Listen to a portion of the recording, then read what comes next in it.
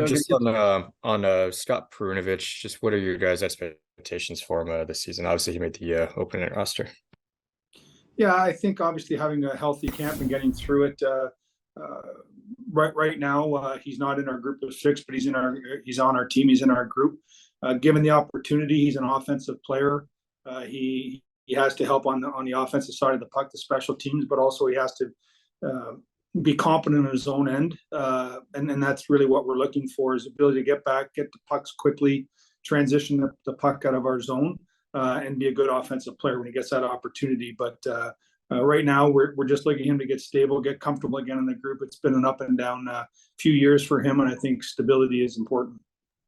Hey, Doug, following up on that, where do you see Scott Prinovich's D zone play right now? And is it a situation where I realize he's not in the top six right now, but does he need to be playing games at some point? Well, I mean, we have no one's played a game yet, so we'll see how tonight goes, and then we'll go from there. But yeah, we believe that his game is evolving. I think that the way you're at his experience level, not maybe age, but just due to injury games played, that he has to play games to understand what's in front of him and to get better. And but we're not going to force feed that right now. Craig's got his lineup set, and we're going to go with that group. And when he gets the opportunity, he has to seize it. That's the competition, and that's the job responsibility of every player, is to seize the opportunity when it's given to them. On his defensive game, I would say that we've seen improvement. He's obviously going to have to defend with his stick and quite honestly, his feet and his brain. Physically, he's not a big man. I don't think I'm telling any stories out of school there. So he's going to have to really use his quickness to get back to pucks. He's going to have to be the first guy back, and he's going to also have to move those pucks quickly. And then he's going to have to defend the net, tying up sticks and getting good puck position. But again, I think a lot of his success will come from transition. Bill, did you just have any overarching thoughts about the preseason and the way your team played there? Preseason, I don't quite honestly look at the games that much as I look at the practices. I think you've seen a trend in the NHL where the home team dresses more veteran lineups and the road team dresses younger players or call up players or players they want to get a view on. And so the only game that I thought was a real close to an NHL game was our game in Dallas. We took a good lineup, and they had a good lineup, and so that's when you could judge on. But I thought our practices, the intensity level was high. I thought they worked hard on their systems. I thought they came in with a professional and determined attitude to get something out of every day. I thought the coaches pushed them to the limit, and I thought the players responded. Doug, when it comes to both Perunovich and Alexandrov, I guess certainly their play is going to dictate whether they make the team or not. But how much also was there just some thought that, you didn't want to expose these guys to waivers and risk losing them there either? And that's why maybe some of those veteran guys were the ones left off. Yeah, I think you put Tucker in that group too. I think when you're transitioning into something different, you want to be true. We've had I think we have 7 first-round picks since 2020. We have young players. We want to build around that young core group. I understand that all these first-round picks and all these players aren't going to have success in the NHL.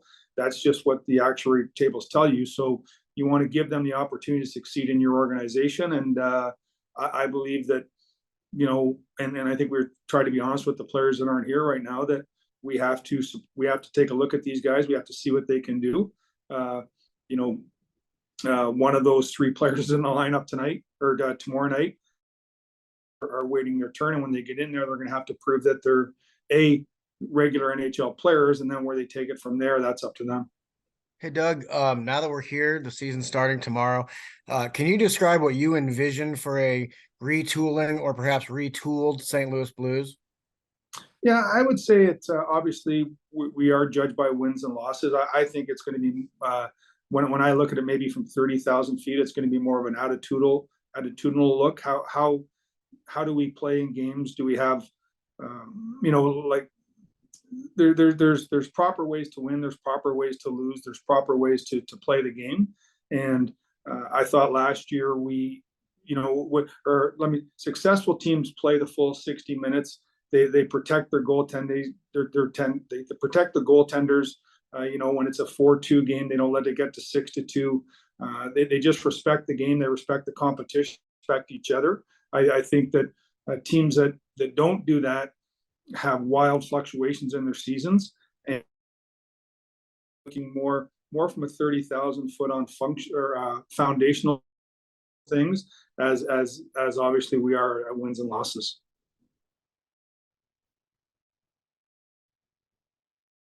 Doug, there's going to be a lot of focus on Jordan Kyrou and Robert Thomas, obviously being leaders of this team and also with their contracts kicking in this year. What have you seen from those two on the ice, and maybe what have you heard about them off the ice in terms of how they're carrying themselves as such?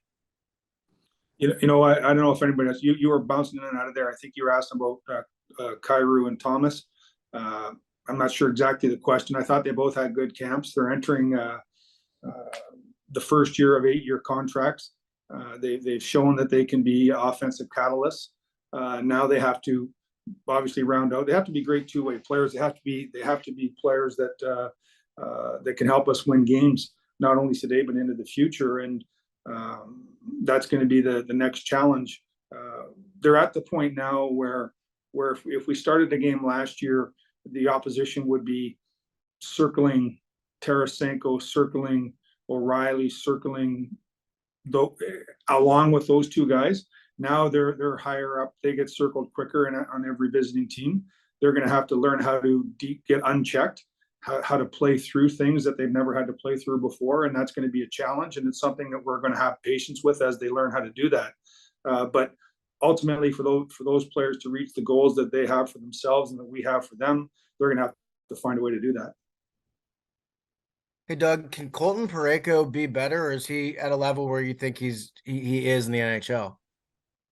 I think I think we all can be better than we were last year. I think that, Colton being an offensive catalyst, that's not going to be his game. That's not his game. I think when he came in as a rookie, he got some points early. Pucks were going in the net for him, and there was the hope that there was a larger offensive side to him.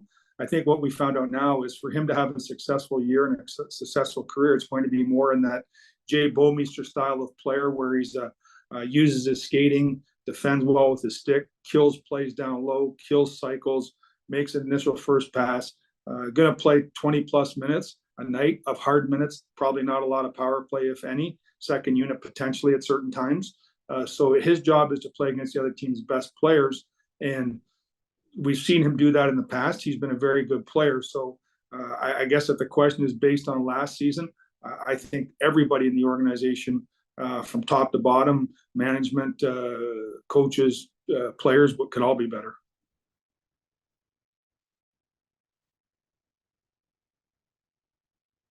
Doug, super minor thing here, but with Isaac Ratcliffe, is he still with you guys on the PTO, or has he been released from that? I think he's been released from. Quite honestly, what we did there is he got injured, and instead of releasing him right away, we wanted to make sure that he was 100% healthy. I sort of left that up to the trainers. He will not be on our roster. He's not on our roster. I think it's probably been canceled, but I'm not 100% sure. Quite honestly, sorry.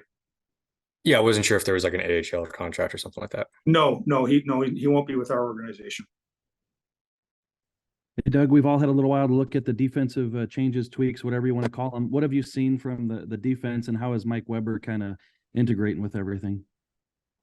Yeah, I think again, JR, it's hard to see it in practice because and sort of the forwards know what they're doing. I think they've worked hard. I think we've simplified things. I think they're buying into the systems that's there.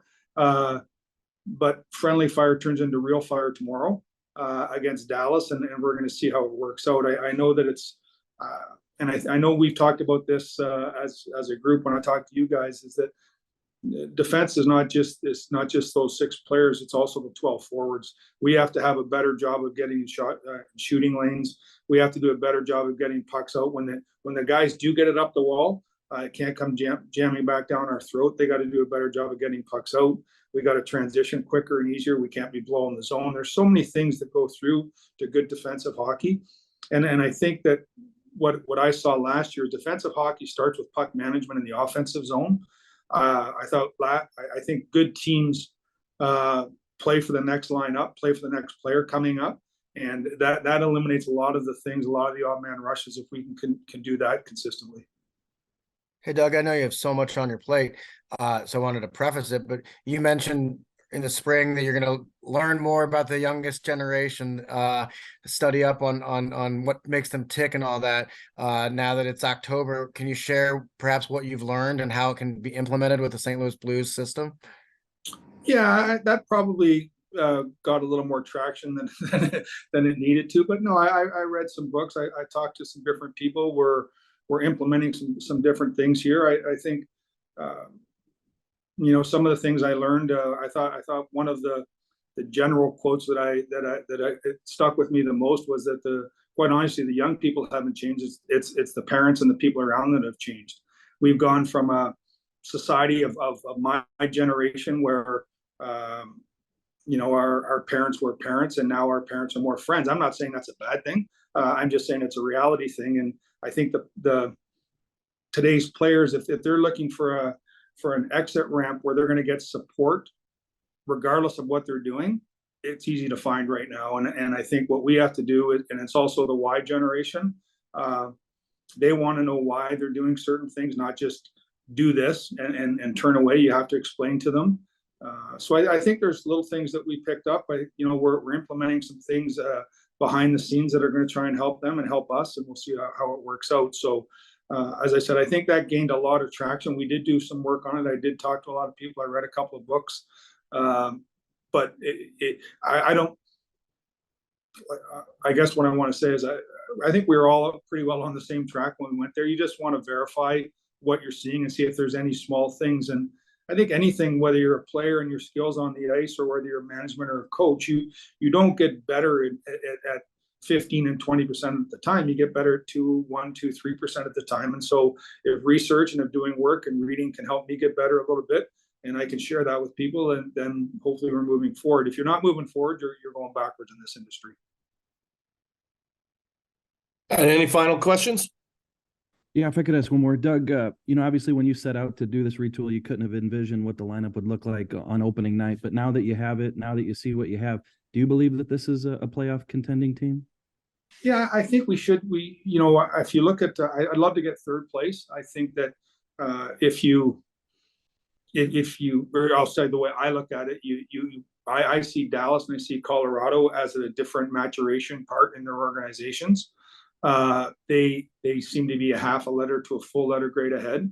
But then I look at Minnesota, I look at what Winnipeg's going through, what Nashville's going through, what we're going through. And then you have Chicago and Arizona. Chicago is maybe entering a different spot, and Arizona is trying to come out of the spot where Chicago is going into. So, I think third might be an easier thing to get than one of the two wild card spots. So I think we should be competitive, but again, it doesn't really matter what I think or what anyone thinks. It's what we're going to do. We ended up, JR, adding veteran players like Sundqvist, which changes a little bit of the dynamic when you have Sundqvist. It puts Alexandrov, instead of in that hole on opening night, it pushes him down a rung.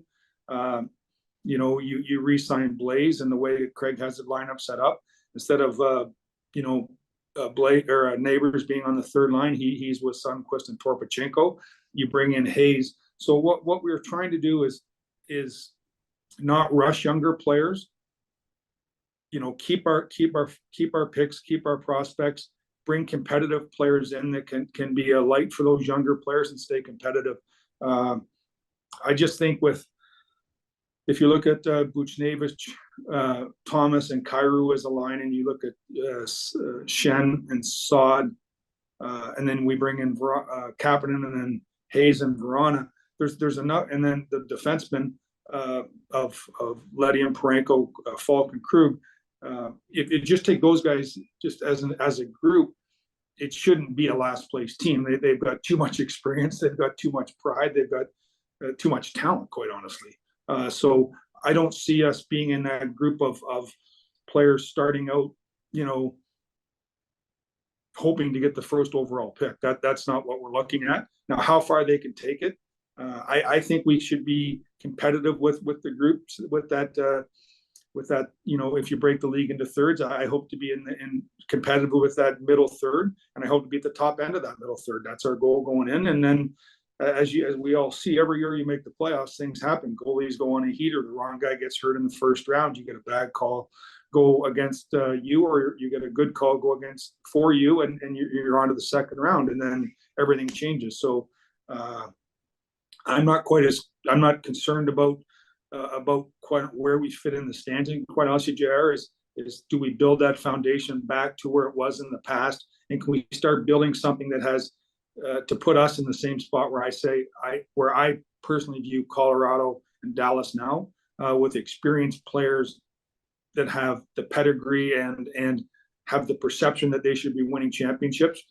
Where we have been there for the better part of a decade, we're not there today. And my goal is to build this foundation to get back there as quick as possible.